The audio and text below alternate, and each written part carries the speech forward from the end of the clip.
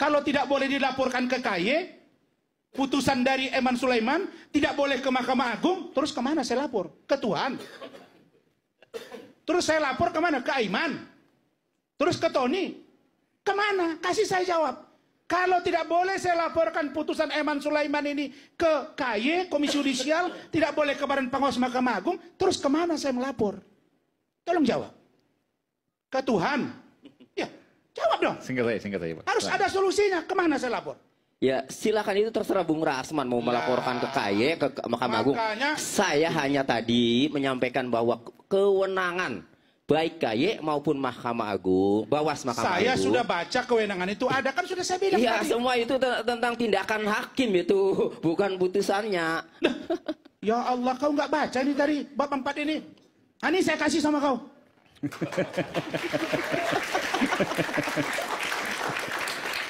Awas nanti ada meme lagi, Bang. Nih, silakan baca. Ya. Memberi petunjuk, teguran dan atau peringatan yang dipandang perlu terhadap putusan pra-peradilan yang menyimpang secara fundamental. Ya, apalagi? Ini buat hakim memberi petunjuk, teguran, bukan mengeksaminasi putusannya. Terus kalau nggak dilaporkan, kapan dapat tegurannya?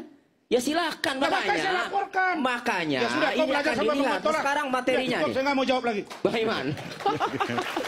Sekarang materinya, putusan.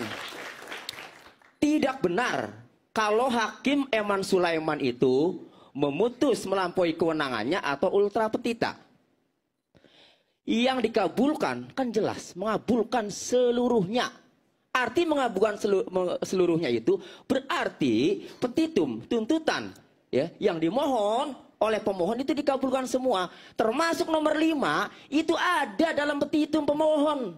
Ada dalam petitum permohonan yang menyatakan tidak sah segala keputusan atau penetapan berkenaan dengan, ya lebih lanjut ya, berkenaan dengan penetapan tersangka itu dimohon ada dalam petitum. Jadi bukan ultra petita, bukan. Iya, pertama, itu kan kata Anda. Pertama, kedua, Hakim Eman Sulaiman dalam memutus pra-peradilan ini telah berdasarkan hukum.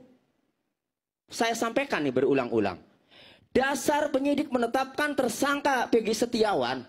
Kenapa ia tidak memeriksa Peggy sebagai saksi? Dengan dalih dalam jawabannya karena Peggy Setiawan sudah DPO, daftar pencarian orang. Lalu dari bukti-bukti dan dari jawaban pra peradilan DPO terhadap Peggy Setiawan, sebenarnya Peggy alias Peron ya, Peggy alias Peron, Andi dan Dani ditetapkan pada tanggal 15 September 2016.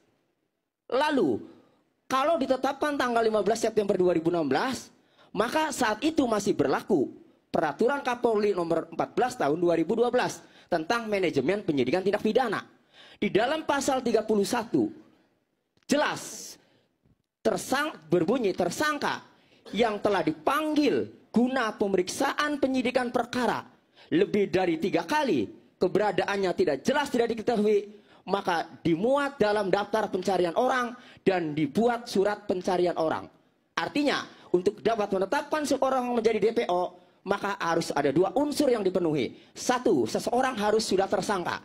Kedua, seseorang itu harus dipanggil 3 kali dalam peraturan Kapolri 2012 itu 3 kali. Ya, baru ditetapkan DPO.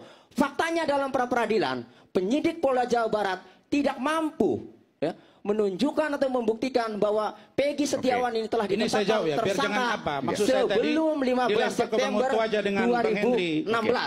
Supaya dan penyidik juga tidak mampu menunjukkan bukti pemanggilan serta 3 kali. Itu isi dari akhirnya DPO itu dinyatakan cacat hukum dan dipastikan kemudian waktu diputuskan Peggy selesai. Saya masih melanjutkan tersangkanya.